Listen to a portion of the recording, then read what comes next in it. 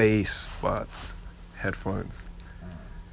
Like that again shows me the difference, because I know Tinchy had his headphones and other people's tried to have headphones, but I feel like you're an early adopter. And I remember seeing it, like, we were talking before, Harvey Nichols, all this and that. Conceptually, just explain to me how that for you came about. I definitely think what Tinchy was doing was more putting his name to a brand with regards to what he did, which is a merchandise type deal, which is good. With what we do, I have my own electronics company. So if you was to ask me what my ideal position would be in 10 years with my electronic company, it would be to be a company as big as Sony or, you know, Toshiba or something, where I have a holding company, which is Electrobox, and then within that I have Bassbuds, I have Bass Booms, I had Watchbot, I have many other devices. Bassbuds was just the first one to launch. So yeah, it's interesting really. I think it really began 2011 or something, and it's really, with everything I've done before, the marketing, the artists and stuff like that, it was just like, you know what, yeah, I just want to do something where I can use the same skills that I've learned from the music and adapt that to a product. But what is great with regards to a product is the product is not going to talk back to me. So I could put the product anywhere I want, any shelf I want, and without saying, oh, that's cheesy though, I don't want to go in that place, I don't want to do this, and have to deal with their emotions. And let me spend that same money and hopefully I should get a click right. I should be able to move forward. So lucky enough, again, I'm somebody, if you don't know, that there's many young black entrepreneurs, as I said, I'm old now, so the black entrepreneurs that are doing well now that I bring in the game, and I gave them their first chances. So I'm always somebody that if you've got a good idea or you've got something, I'm always all ears. Like, there's no way I'm going to ignore you. So again, a young boy came to me through one of my other friends, and the guy that said, basically, look, there's this kid, he's from Birmingham, he's really talented in what he does, but he's looking for some investment, and he's just hitting brick walls everywhere he goes. So I said, yeah, come down. So he came down on a train, sat down with me, and I saw potential in him. So I said to him, like, you know what, even if I don't invest in your company or find you investment, I'm going to make sure I do something to you so you can go to another level, because I actually believe in you. Forget the product for a minute, because there's one thing in believing in product, believing in a hit record, believing in, but take all that away and believe in the person. If you got that ability and you see something in them, invest in them. Yep. Don't invest in the product. Don't invest in because he's got 1 million views off that one hit. I invest in people, because they're people, the ones that got to have my money back. So he had the idea, and he was already doing great stuff, because he already put together like a nano type iPod type thing. He had his own called My Shake, and basically he would shake it and he would change the track. But as he was going to launch that in a trade show, Steve Jobs announced Nano and took him out of business. By then he was already selling. So I knew that he, you know, I think he might have been around 28 at this time or something.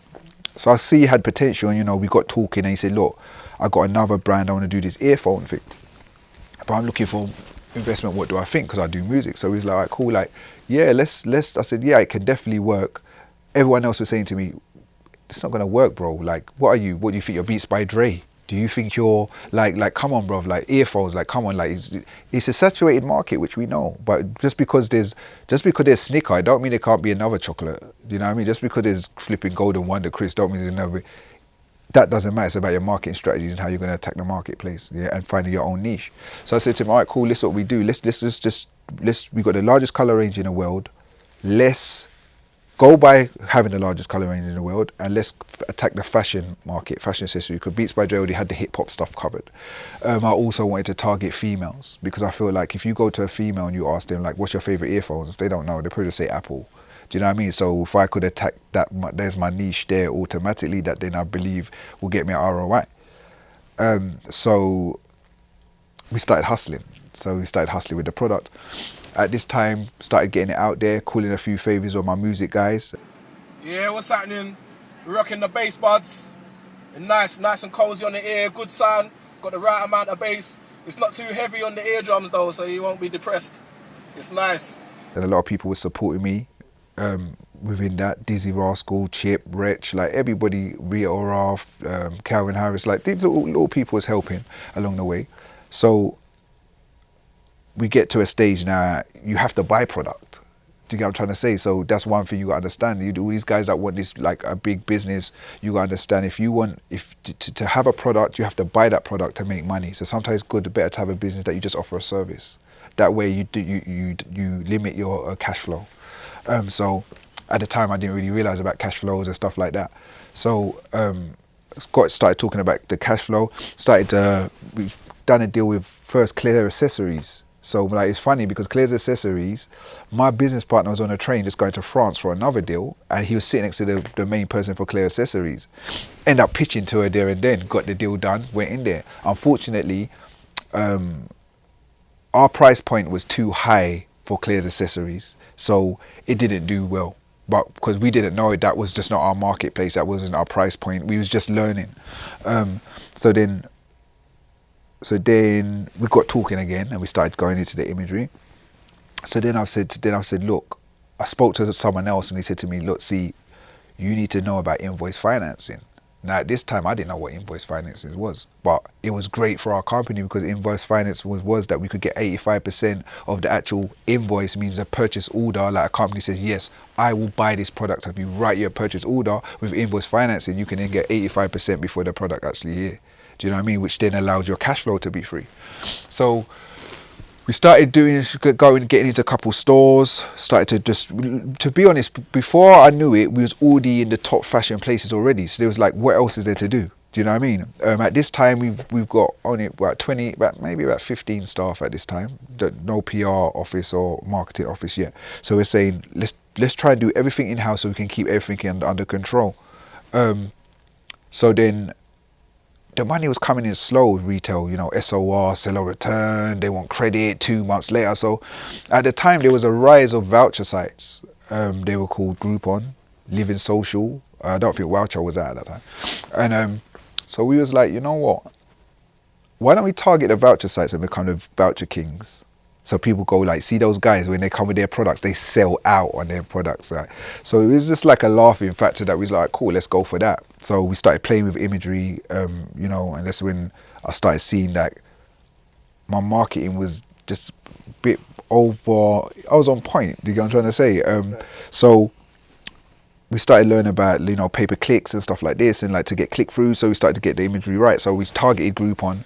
Before we knew it, we was in every Groupon in Europe, and we were selling like 1,000, 2,000, 3,000, whatever they're selling. So then we caught the eye of Groupon Canada. So like Groupon Canada is near enough the route to get to .com, Groupon.com, which is America. Went on Groupon, went there, done a deal with Canada. Before we knew, I think they bought something like 10,000 of us. 10,000, 15,000, something like that. Within that 10,000, I think we sold it out in 23 hours, yeah, with the imagery that we're putting together.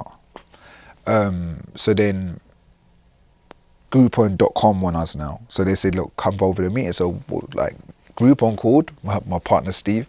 I was like, cool. We flew over to Chicago, went in there, started talking to them. They see these two young black guys talking about a load of product. We're talking a lot, we are those guys. We're those guys that you need to see, these guys from Britain, black guys, fresh, young, fresh. We're going to take on the world, that type of energy. And Groupon's a new company as well at the time. So they was not new, but they was doing very well for themselves also. So they love the product. They love what we're selling it. Obviously, how I presented it to them is, look, if all these celebrities in the UK are endorsing it, you're getting a deal, because I don't know if you know about voucher sites, it's discounted, your products gets discounted. Now, if your product gets discounted, it can become a problem in that area, because when you look on Google, it will say discount. So what we did is target all the areas like out of where we want to actually brand. So if I want to brand in the UK, I would never do a voucher site, because it's going to show discount up on all our social media, or on our SEO, which is search engine optimization. So jumping ahead, we don't want to damage our brand. So we used outside countries. Going to America, sat down with them, 20,000 sold, PO, boom, done, purchase order, bang. 3 days sold. So I'm at my house and I'm looking at the back end. So I've seen 1,000, I've seen 1, 2, 3, 4, 1,000, 2,000, 3,000 selling like that. And I'm like, oh my fucking gosh, excuse my language. I'm like, raw. So me and my partners are getting gas now. So we're saying like, you know what, yeah, it's time to change up the imagery again. We're going to go over there this time. And this time we're going to go in on them. Do you get me? Got our speech ready. Both talking to each other like madmen. It was a fun time as well because it was all new to me. And it actually showed me the skill set that I actually had. Like, I've learned of coming from where I came from. So that's why don't let nobody try and suppress who you are or try and tell you that you're not good enough or just because you don't understand something the way they want you to understand it, that you don't know nothing at all. That's not the way. I just don't understand it how you're saying it to me. That's all. But maybe you're not communicating yourself properly. Do you get what I'm trying to say? Because when I hear it from somebody else, I understand perfectly well. Yeah, so maybe your execution isn't as great as you think it is. So always believe in yourself. But anyway, went back to America. Cut a long story short, 100,000 sold, $1.6 million done, deal closed. Second biggest deal in Groupon history ever. Yeah, at the time. Now what do? So we sit back and we say to ourselves, you know what? This was within 8 months of opening the company. Now, I'm saying this for inspirational reasons also, and I'm not saying that I'm a multi-millionaire because I'm not a millionaire. That was millionaire turnover. I didn't get $1.6 million and put it in my pocket just for people might think, oh, he's saying he's a millionaire. I'm not a millionaire. If you understand business, you could turn over 5 million in a business. It doesn't mean you even made 1 million or even 10,000 in your pocket, right? So, but I did make money, obviously, because that's what I mean. I play to win, anyway. Yeah, but yeah, $1.6 million, whatever. Took that money, and then I was like, all right, okay, now let's go back to the UK and let's start the branding. So we opened a PR office because I was thinking, you know what? All these PR companies I was calling up, they wanted like 5 bags a month and this, that. And I was like, you know what? I'm going to do it myself. So I opened the office. I didn't know nothing about PR. Got a couple more people with me. We all started working it. PR office. Now we've built a team. We've got at least 30 people. We've got an office in Birmingham. We've got an office in London. I've got PR, marketing, customer service, dispatch, and packing. Everything I'm doing in-house, so I can control everything. All integrated. So nobody, if I get a customer service, they're not speaking to someone in India, they're speaking to me, I can deal with the problem there and then, not me personally, there and then. So the business started growing and we started getting a lot of attention from like other companies trying to buy us out. As I explained to you before, there was times when like, remember, I come from where I come from and people are coming to get a job for me that's got degrees, got masters. And this is when I'm looking at it like, wow, like I didn't go to uni. This person in front of me is talking to me, wanting me to hire them. And I don't even have a job. I haven't even been to uni. And I've seen all these wasted degrees. Like one person was doing soliciting, now they want to journalism, and now they want to do PR, like just trying to do anything. And then we have somebody from Nike that came to work for us. Was no good, but he sees a black guy there and thinks that he could do better than me, not knowing that people don't answer as quick when you're Bassbuds, they answer when you're Nike. So now you have to work for your money. They didn't understand that. So there was a lot of me learning how to hire staff, making mistakes, not understanding when I'm in an interview and I'm actually interviewing somebody, they're there to tell me lies to get the job. I'm taking everything because I don't really understood it. And it's funny because back in my music days, there was an A&R that was in Sony or BMG maybe, yeah. And I remember saying to him, he was saying about, he wanted to sign us, but this, he was for his job. And I stated to him, I said, listen, don't do it for, if you're going to work in somewhere like this, yeah, while you're here, make a difference. Because you're exposable. They will get rid of you. And no good do you get your foot under the table and not making a difference or saying you helped somebody else's life change for the position you had, because all you was doing is sitting in a comfortable position to pay your bills, holding on to a job, playing safe. Playing safe does not get you to your destination. Do you get what I'm trying to say? It will not get you to your destination. You playing safe, you're going to stay right there safe. That's exactly why you're staying there, because you're safe, you're playing safe. So I remember telling him that. And now he's coming for a job that was an ad and he's sitting in front of me. For real? For real, bro. This is a real story. Now he's in front of me. I don't even want to say his name because, you know, bless him up. And it doesn't make you know better than, I'm not better than him or anything like that. I'm just saying, see how the table turned. But I said the same thing to him. I was going to elaborate it, but I said about change. But he basically said to me, see, I always knew you would do it, but I didn't know that it would be on the other side of the table. Yeah. But now these people are coming to get jobs from me. You get what I'm trying to say? So Bassbuds allowed me to grow as a person. So basically, we started doing campaigns. Like, so we had like all the buses, the train stations, everywhere. We just done massive campaigns. Started to make that grow, and then I opened from there. I had the biggest R&B concert in Europe, where I put on like all the Jodeci, Faith Evans, like all of that. I was selling at Wembley Arena, 12,000 people at a time, sponsored by Bassbuds. Had the first Bassbuds VIP lounge. I had all the the footage is out there. Anthony Joshua, like when they was younger, Leona Lewis, like everybody from the start. We put that all on, and everybody enjoyed that. And we just kept growing, and now we're in like 38 different countries. So we hit 38 different countries. Then I took it to Dubai. That's when I first went to Dubai. And yeah, it just really allowed me to learn about business skills and learn about sales. Do you know what I mean? And not only about sales, about SEO. Now, SEO is so important in regards to your business. Do you know what I mean? And as I said, for people that don't know, that's search engine optimization, meaning that, you know, when you have a website or your business, you work off keywords. So when you do have a website, it's not always about the front end of the keywords in your website, it's about the back end. So what you put in the back will make it easier for the person to find you and for you to rank higher in the Google search engine optimization. A lot of people don't know this, but I learned from my partner, and I learned from just watching that how important this is, because I had to learn, because in regards to the discounted sites and a lot of the pay-per-click campaigns, what I used to do, PPC and stuff like this, you have to learn these things, because marketing to me is very important. Like, you can have a product, you can go through it all, make a product, make your whole CD, your whole album. The people ain't gonna know it's out if you don't market it to them. It's awareness. So, you know, you've got the brand awareness, and then you've got public relation, which is PR, that you have to work it. It all coincides with everything. Or just, it's a lot easier nowadays, because you can do targeted marketing to your direct audience, where before you would do outside marketing, which you didn't know. They was trying to say, a 1,000 people walk past this bus stop a day. It was sketchy, but at the same time, I still would say for people to use outdoor branding, because it's for brand awareness. They're like, and people will trust your brand if they see it out on big billboards. They will trust you more if they see. So you're just building a relationship with the general public. So I learned all that with Bassbuds, with the whole Bassbuds thing. And then what a lot of people don't know, so people might be like, nah, so what happened with Bassbuds? So what happened with Bassbuds? We're still turning over big money. We was doing what we was doing, and basically we got in a situation where there's a pranksters called Troll Station. Troll Station Gomez, Nathan, Jarvis. Today we're at Tottenham. You know what I mean? Versus Partizan Belgrade. Today we're gonna see who lasts longer on the pitch, myself, Jarvis, or Nathan. They run on X Factor stages. They do all this stuff, and basically, like, we did business with them where they was going around showing the headphones and stuff like this, and they did it outside.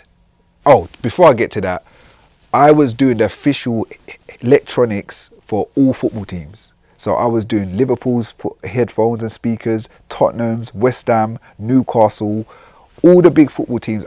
I handled all the electronics. So I had doing all their earphones, all their merchandising. The Rugby World Cup, I was doing their merchandising also. So we were showing the fans, the Tottenham stuff. These people ran on the Tottenham pitch.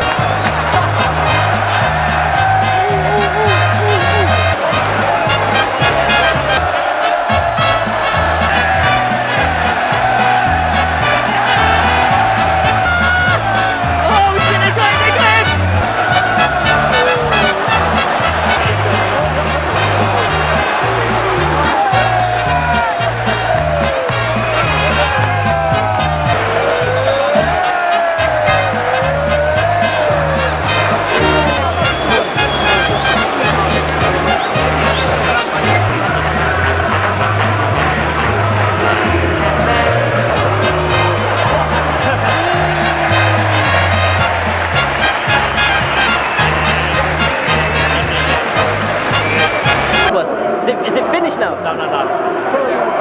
The supporter kept running on, so they've just taken the team back for 10 minutes. Oh. Yeah. What's going on?